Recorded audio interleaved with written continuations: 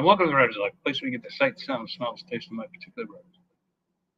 Where you get the truth about the writer's life. Subscribe and rating, smash the like button, punch the bell for notifications. So you don't miss out on one single exciting video. Go to benzandrew.com, to grab all the new exciting thrillers, including The Squatter, which is actually on sale for this weekend only. White Wedding, which is killing it. Her Darkest Secrets, going great. All of them. And soon there will be Downhill Moonlight, my first skiing moonlight book. Imagine Fat Elvis skiing. All right, so that's going to be in there.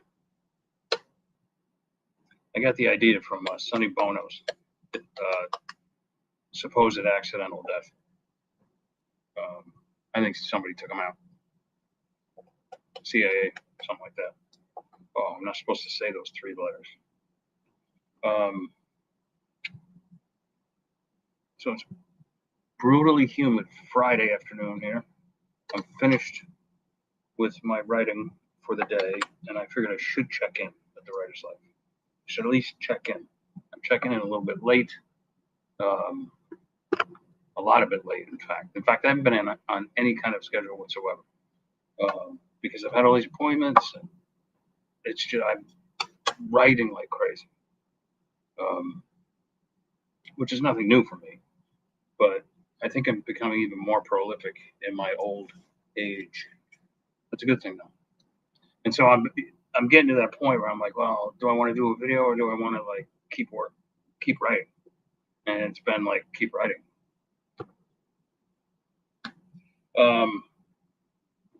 But one thing I did want to talk about was my longtime agent Chip is pulling back.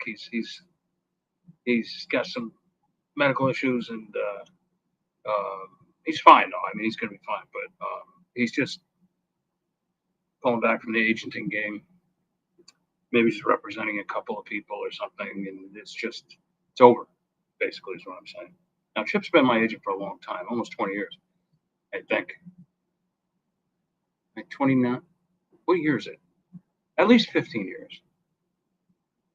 He's got me some sweet deals, some very sweet deals. Hundreds of thousands of dollars worth of deals, I should think. But all things come to an end. And that is like my relationship with my agent, with Chip. And we're friends, so we still have a relationship. You know, I could go to him for anything, and he could come to me for anything. So, but that is the longest relationship I've ever maintained in this business. 15 years of anything in this business is huge.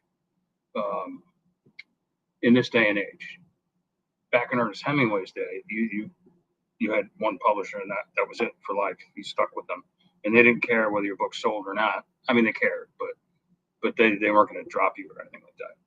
You didn't need an agent. They hadn't even been invented yet. It was just it was a publishing house, and it was usually family run, like Scribner's was family run. It was based in New York City, in a townhouse, basically. The bottom floor was a store, the Scribner's bookstore, and the top floors were editorial. That's how it worked. And Scribner's had their own little magazine, and that would feature only their authors. And that's how the reading public would get a glimpse of, say, an early glimpse of, say, the forthcoming novel of Farewell to Arms. And then like they would wait in eager anticipation for the publication of the book. That's how it worked back then. It was just there were advances and things like that, but they were modest compared to some advances that would come later on, like in the 80s, 90s, early 2000s. Much more modest, more like today's advance, like the equivalent of like $5,000 or $10,000 or something like that. And this, I'm not talking about advances they give to like Taylor Swift or something like that. That doesn't count. They get like millions of dollars worth of advance money, and they hire a ghostwriter who makes about $100,000. Yeah, I've been there. I've been there, and the job sucks. Like I'd rather go back in the construction industry than ghost for somebody ever again. I don't mind ghosting some articles now and then or something like that, but that's as far as I go. No more. But I guess what I'm trying to say here is, and I need a microphone. This is crazy. But anyway, don't go off on tangents, Vince. The question is, like, I don't know many agents in New York City anymore. In fact, I only know one, really. One who's known me for 25 years since I started. And just for the hell of it, I emailed him. I'm like, he's like, oh man, great to hear from you. Let's set up a meeting, a telephone meeting. And we haven't had it yet. I suspect it'll happen next week, but like, I'm in no rush and I'm not anxious. And it's so different from what it used to be. Like if this were 15, 20 years ago, I'd be having sleepless nights. Like, oh my God, I don't have an agent. But the fact is, I don't really need an agent anymore. But I do need it for most of this stuff. But I do need an agent to push my multimedia rights. Multimedia rights, like I've been saying forever, are a gamble. Chances are a studio is going to come to me because they like a piece of my work, or a piece of talent, is going to come to me because he or she likes my work. That doesn't mean like Brad Pitt's going to call me and say, "Hey, Ben, what's going on?" I will get a call from like his assistant's assistant, and someone he probably hasn't even met. That's how far down writers are in the food chain. But it works. Basically, you in this day and age, you got to write something that's going to get somebody's attention. And being that I write primarily high concept, but I also write dark stuff, and I write pulp and noir and mystery and all that. You guys know, action adventure. I write what I like to read, so I don't write for the market. I'm not about to like, oh my God, now I got to sit down and write like this high concept thriller, and and I got to like blood, sweat, and tears, and spend 6 months doing it, and all that. I'm not going to do that. There was a time I would have, but I'm not going to do that. Just because everything's going very well, the money's good, and it's only getting better. So I'm not going to fuck with that. And I just want to have fun, If an agent wants to take me on with that, great. If not, my guess is that there will be several agents that will want to take me on. I'm what they call a high volume client, meaning I put out a shit ton of work. But high volume isn't for every agent.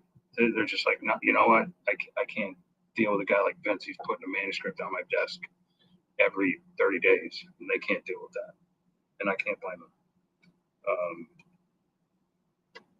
There it is. Do I need the agent? Probably not. Not anymore. And I think a lot of agents are like starving. There's still some agents in the city that like are doing well for themselves, but it's not like it used to be. Just not like it used to be. You just don't need it. It's almost 2025. Like, what is this? Like, in 5 months, it's going to be 2025. This isn't 1990 anymore. It's not 2000 anymore. Not by a long shot. Century's a quarter over. It's a different time. Independent media rules the day. And that's what it's all about. That's really what this comes down to. It's, I've become an independent. My career, never in a million years would have dreamed that this would happen, but I've entered the independent media space with a vengeance, and I love it. And you can't trust traditional publishing anymore. You can't trust anybody that has anything to do with it, from again, agents, publishers, marketers, whatever. Can't trust any of those people. They all have an agenda, all of them. So we'll see. We'll see what happens with the agent situation. I'll let you know. But for the first time ever, not sure I really care. All right, you guys have a great weekend, and I will speak to you over the weekend because I'm writing all weekend. Ciao, ciao.